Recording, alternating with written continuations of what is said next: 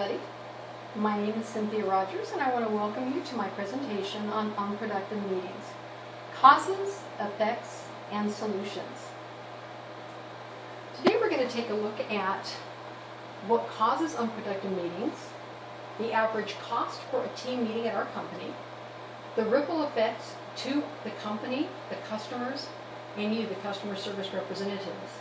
We're also going to look at some proposed solutions that come from external and internal sources. And then finally, what's in it for you? Some of the top reasons companies have found for unproductive meetings are listed here. In fact, unproductive meetings are an ongoing problem for companies around the world. According to thenews.com, companies spend over $37 billion every year on unproductive meetings. Two of the top items for unproductive meetings you can see there are partial multitasking and daydreaming.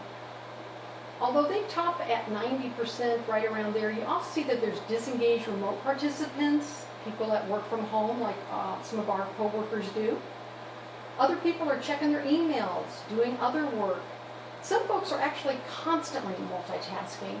And believe it or not, some people actually doze off during their meetings. Now, I went out and I actually interviewed 10 of your peers, CSRs, and 5 of our managers to kind of get their input on this, to see if they felt these were actually reasons for unproductive meetings here at our own office. And surprisingly enough, every single one of them said that they had been at one time or another guilty of everything that's on the list there. Not quite sure how you can doze off during the meeting, but they said yes, they did that too. Multitasking was usually done by both managers and our CSRs. They were doing things like checking their email, doing texting, making shopping lists. In fact, managers were actually guilty of doing other work-related items, while other members of the team were actually presenting other things during the team meetings.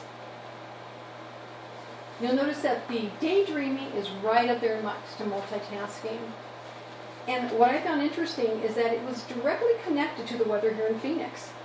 When people are inside working and we've got the high call volumes that we've had for the last 3 quarters and calls are back to back, almost every MSR or every CSR said that they were thinking about what they would rather be doing outside rather than inside answering the phones. I can definitely agree with that. There's a lot of times I would like to do that as well.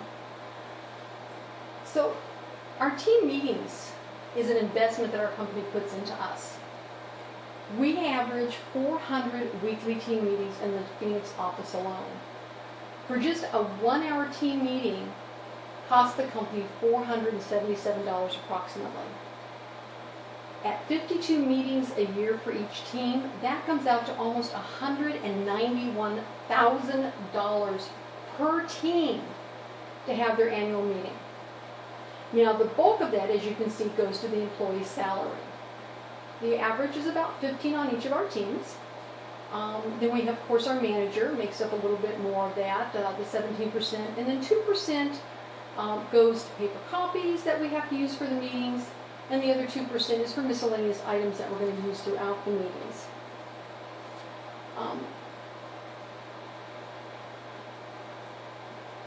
So here, we have a list of some of the proposed solutions that have been used successfully in other external companies. So internally, I put us in the red, and externally is the purple. And this is going off of information that I took to the 5 managers that I had interviewed. And you notice they're denoted through the numbers 1 through 5. So the number one top item on almost every site that I visited and every company that I researched said having an agenda is a must-have. It is the number one thing to keep you on track. And to pre-send that agenda out prior to the meeting so everybody knows what to expect when they get there. Now, while all of our managers had the agenda and used it, only 2 of them were sending that agenda out for their teams to review early. And that was usually just an hour before the meeting. And all of us know that an hour is not enough time to review an agenda, especially when you're back-to-back phone calls. The one that caused the most uproar was changing the meeting time to 30 minutes. External companies found that that's really all they needed to cover the important stuff. Very straightforward, very to the point, get it out there, get it done. Kept everybody's attention because nothing was dragging on. Now, I was very surprised to find that one of our managers said that they had actually done that. But in reality, they hadn't.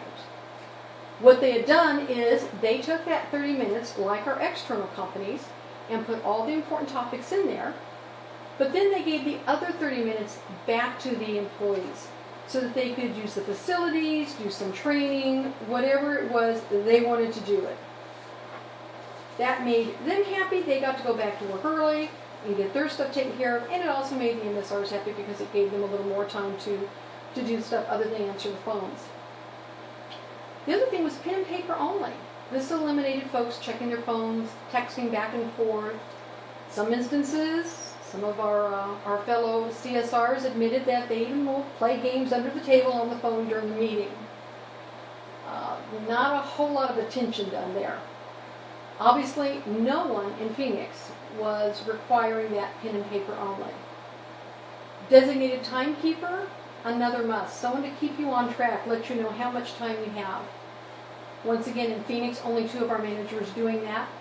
Parking lot topics, keep everybody off the bunny trails. Only 1 manager utilized that here in Phoenix.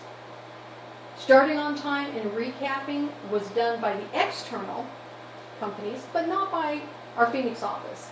Reason being is managers stated that a lot of times the CSRs are late getting to the meeting because they're stuck on a call, and no one bothers to recap. They just let them go 5 minutes early so they can have time to get back to their desk and be on time to answer those phone calls. So the one solution that obviously did not impact the external sources that all of our managers had done was stop going over the mission statement at the beginning of each meeting. And they said that was saving them roughly 2 to 3 minutes each meeting. So what are some of the ripple effects to having an unproductive meeting? Well, to the company, it's equating to poor customer satisfaction scores.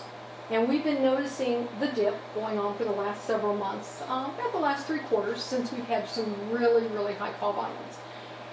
We've also noticed an increase in attrition due to stressful work environment. Some of our peers are getting burned out. I'm sure some of you guys are getting burned out as well.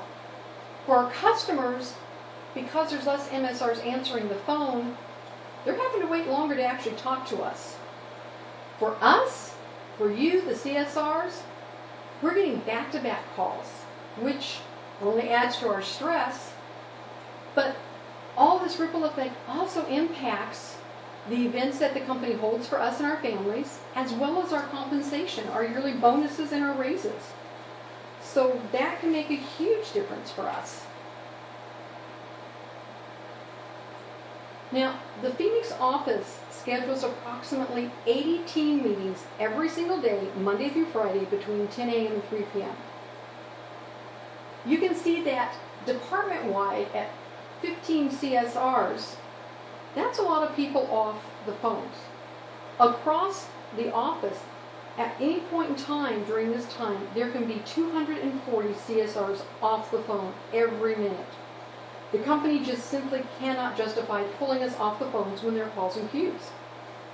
So changing the time meetings from 30 minutes or down to 30 meetings, 20 minutes apart, would decrease that number to a minimum of 75 CSRs company-wide to a maximum of 150, or just department-wide, 15 to 30 CSRs off the phone at any given time. That would make a huge difference on having CSRs available to take those calls when we're going high call volume. So this is where we come to what's in it for you. We're asking a lot of you to think about giving up your 60-minute phone time limit for your team meetings to do a 30-minute limit meeting. What that equates to is that we're going to get an extra 15 to 30 CSRs every hour in the department. Now, if each CSR averages 10 minutes a call, and we all admit that's kind of a long average time, but if we're going 6 calls per hour, That's a minimum of 90 up to 150 less calls in queue every single hour. That equates to less stress for you because you're not going to have those calls coming back to back to back to back. You're going to be guaranteed a 30-minute team meeting that is not going to be canceled. And I don't know about you guys, but to me, I would rather have a guaranteed 30-minute meeting than a scheduled 60-minute meeting that actually only occurs once every 3 or 4 weeks because we have high call volumes. This is also going to add more money available for company events because we're not spending all that money on unproductive meetings. Now the company can take that money and put it right back into things we do for us, our families, the teams. But more importantly, we all know that the bottom line and member customer satisfaction directly impacts our yearly bonuses and our raises. And I don't know about you guys, but I am not ready to give up my money for the bonuses. I like that added benefit every single year. What we need from you is your commitment to pilot this program in the Phoenix office. See how successful it can be. See how much better the work environment will be for each of us working those phones during those heavy times.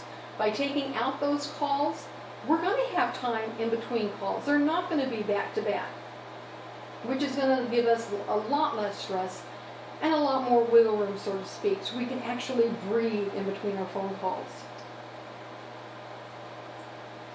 So now I'm going to leave it up to you to have any questions